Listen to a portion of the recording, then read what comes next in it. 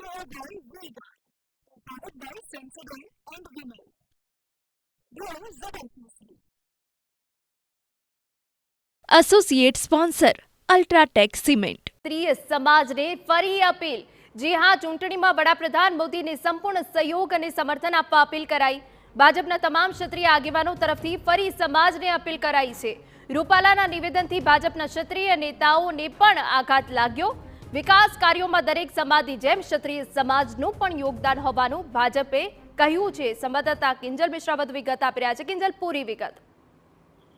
જી બિલકુલ, જે રીતે આજે પ્રચાર પડઘમ 5 વાગ્યા બાદ શાંત થઈ જવાના છે, ત્યારે ભાજપ દ્વારા એક પ્રેસ નોટ છે તે રિલીઝ કરવામાં આવી છે, જેમાં ક્ષમાવિરુષ્ય ભૂષણમ ક્ષત્રિય ધર્મ અને સાર્થક કરવા માટે ભાજપને સમર્થન આપીને ક્ષત્રિય ઉદારતા દાખવે તે પ્રકારની અપીલ છે તે પણ કરવામાં આવી છે.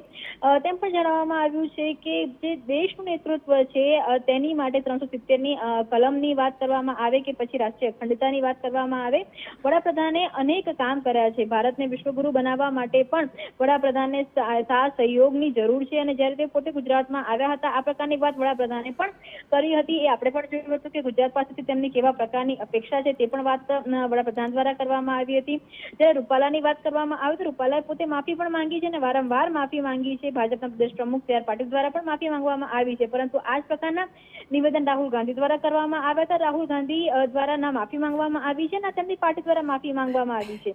જે પ્રેસ રિલીઝ કરવામાં આવી છે તેમાં એવું પણ કહેવામાં આવ્યું છે કે જે પાર્ટી સૃષ્ટિકરણ કરે છે, જે પાર્ટી રામ જન્મભૂમિના સમગ્ર કેસને વિલંબનમાં નાખવાનો પ્રયાસ કરે છે, જ્યારે રામલલાની પ્રાણ પ્રતિષ્ઠા હોય ત્યારે જે પાર્ટીના આગેવાનો દૂર રહે છે, તો આખા ક્ષત્રિય સમાજ તે પાર્ટીની તરફેણમાં કેમ તેમની સાથે રહેવું જોઈએ. એટલે અનેક જે મુદ્દાઓ છે તે પણ ટાંકવામાં આવ્યા છે. ક્ષત્રિયોના ઇતિહાસની વાત કરવામાં આવી છે, વડાપ્રધાનની વાત કરવામાં આવી છે, રૂપાલા સામેની પણ જે વાત છે તે કરવામાં આવી છે. ખુદ પ્રદેશ પ્રમુખ દ્વારા માફી માંગવામાં આવી. એટલે કહી શકાય કે છેલ્લી વાર જે યાદ છે તે ક્ષત્રિયોને કરાવવામાં આવ્યું છે કે જેમ ભાજપ સાથે તમામ જ્ઞાતિઓ જોડાયેલી છે તેમ ક્ષત્રિય સમાજ પણ જોડાયેલો છે અત્યાર સુધી, અને ચૂંટણીમાં ક્ષત્રિય સમાજ જોડે રહે તે પ્રકારની અપીલ છે તે કરાઈ છે.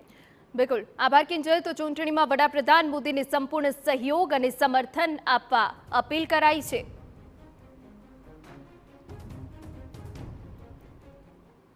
Care by Vega, powered by Sensodyne and Vinyl.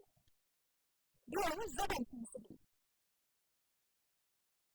Associate sponsor UltraTech cement.